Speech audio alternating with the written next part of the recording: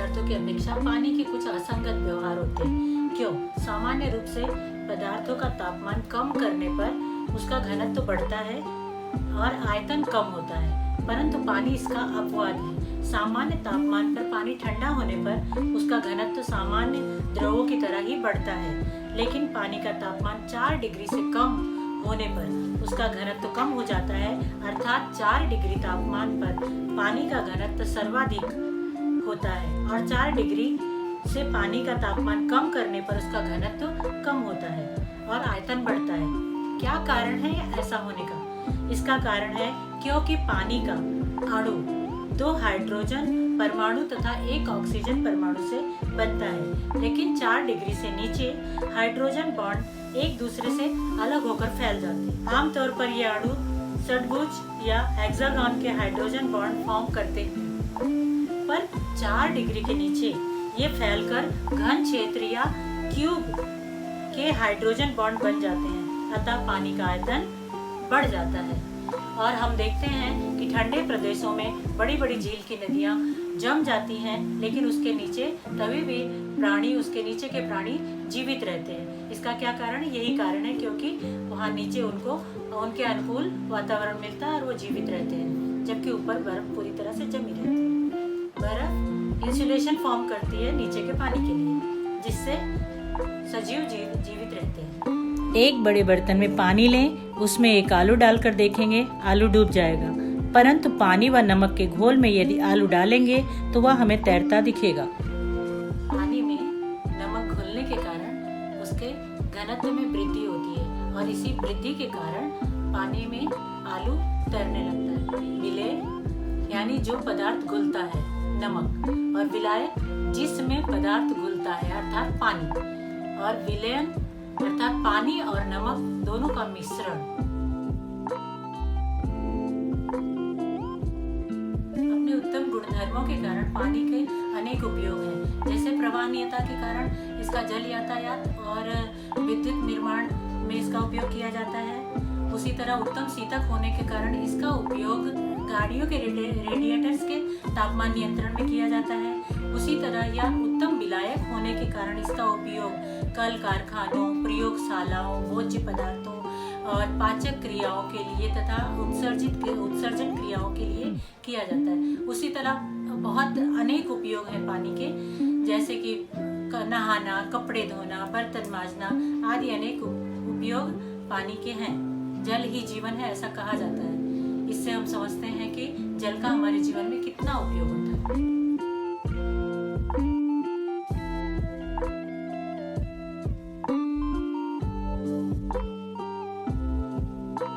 मृदा यानी मिट्टी का रंग इसका महत्वपूर्ण गुणधर्म है। यह रंग इसे अनेक प्रक्रियाओं से गुजर कर तब मिलता है और मिट्टी के ऊपरी सतह का रंग उसके निचली सतह से अधिक गाढ़ा होता है। मिट्टी कई रंग की होती है, जैसे लाल, काली, ताम्रवर्णी, रखीली और पीली। जमीन के वर्गीकरण के लिए मृदा के रंग, उसका गठन, उसका बनावट उपयोगी सिद्ध होता है। इस प्रकार की जमीन के अनेक गुणधर्म दिखाने के लिए अप्रत्यक्ष रूप से वे उपयुक्त होते हैं। इसी प्रकार रंग और गठन के आधार पर मिट्टी की उर्वरकता, पानी का निकास, पानी को रोके रखने की क्षमता जैसे अनेक बातें स्पष्ट होती हैं कि इसका गठन जैविक घटकों, लौह, चूना जैसे रासायनिक घटकों पर निर्भर करता है। उसी से इसका रंग भी स्पष्ट होता है। मिट्टी के भिन्न भिन्न कणों के अनुपात के अनुसार मिट्टी का गठन होता है। यह मिट्टी 3 प्रकार की होती है। बलुई मिट्टी में बालू के मोटे कण अधिक होते हैं, जिसके कारण इसमें पानी की निकासी की क्षमता अधिक होती है, पानी जल्दी से निकल जाता है और इसमें अधिक मशक्कत करने की आवश्यकता नहीं पड़ती है। और इसमें बलुई मिट्टी में सिलिकॉन डाइऑक्साइड, क्वार्ट्ज नामक पदार्थ होने के कारण पानी को रोके रखने की क्षमता इसमें कम होती है, अतः यह अधिक उपजाऊ नहीं होती है। दोमट मिट्टी के कण मध्यम आकार के होते हैं। यह बलुई मिट्टी की तरह इसमें मशक्कत अधिक रहती है, लेकिन चिकनी मिट्टी की अपेक्षा कम होती है। इसमें पोषक तत्वों की अधिकता होने के कारण पदार्थों की यह उपजाऊ होती है और पानी को रोकने की क्षमता भी इसमें अधिक होती है। चिकनी मिट्टी दोमट मिट्टी से अधिक छोटे और महीन होते हैं और इसमें पानी को रोके रखने की क्षमता अधिक होती है। तो चिकनी मिट्टी हाथ में छूने पर चिकना लगता है और यह मिट्टी जो है पानी की निकासी इसमें बहुत ही कम होती है और यह अधिक उपजाऊ होती है।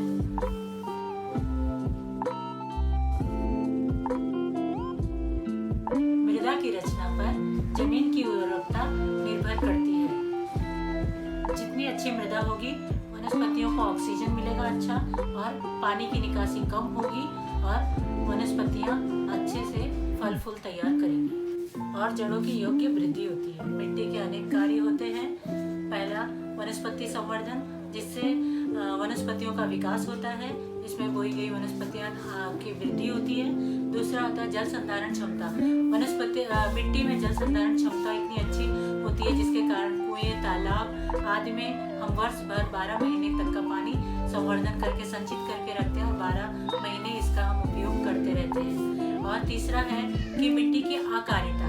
मिट्टी की आकारिता अर्थात मिट्टी को हम जिस आकार में चाहें उसमें ढाल सकते हैं।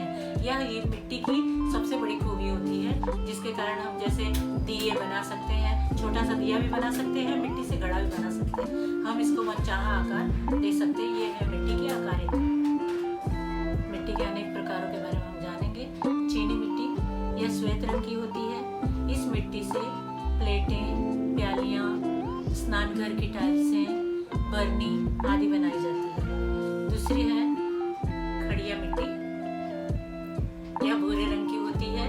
इससे मूर्तियां, पुतले बनाए जाते हैं। महाराष्ट्र में इसे सांडू मिट्टी भी कहते हैं। और अगली मिट्टी है टेराकोटा मिट्टी। इससे जो है सजावट के गमले बनाए जाते हैं। बहुत सारे गमले हमने देखे होंगे।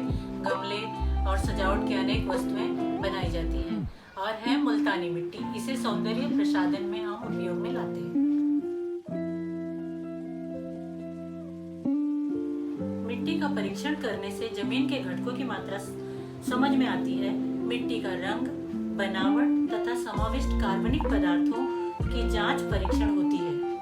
मिट्टी में किन घटकों की कमी है और उनकी पूर्ति के लिए आवश्यक उपाय निश्चित करने के लिए मृदा परीक्षण किया जाता है। अब मृदा परीक्षण के लिए एकत्र की गई मिट्टी का नमूना 8 से 10 दिनों तक खुली जगह पर सुखाओ। धूप में न सुखाकर छांव में सुखाना चाहिए। बाद में छलनी से छान लो और मिट्टी के गुणधर्म पहचानने के लिए उसमें पीएच का मान, विद्युत वाहकता, इन 2 परीक्षणों का विशेष रूप से उपयोग होता है। विभिन्न प्रयोगों के आधार पर खेतों की मिट्टी की उर्वरकता तुम्हारे समझ में आ जाएगी। अब उर्वरकता कम होने का कारण क्या होता है? मिट्टी में उर्वरकता कम होने के अनेक कारण होते हैं। पहला है मिट्टी में पीएच का मान 6 से कम और 8 से अधिक होना।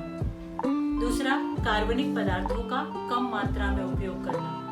और तीसरा, जमीन से पानी का निकासी न होना, पानी न बहना।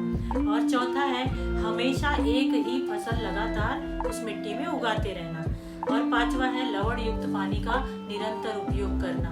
छठवां है कि रासायनिक कीटनाशकों का बड़ी मात्रा में उपयोग करना। इन सब के कारण मिट्टी की उर्वरकता धीरे धीरे कम होती चली जाती है और मिट्टी जो है वह बंजर हो सकती है।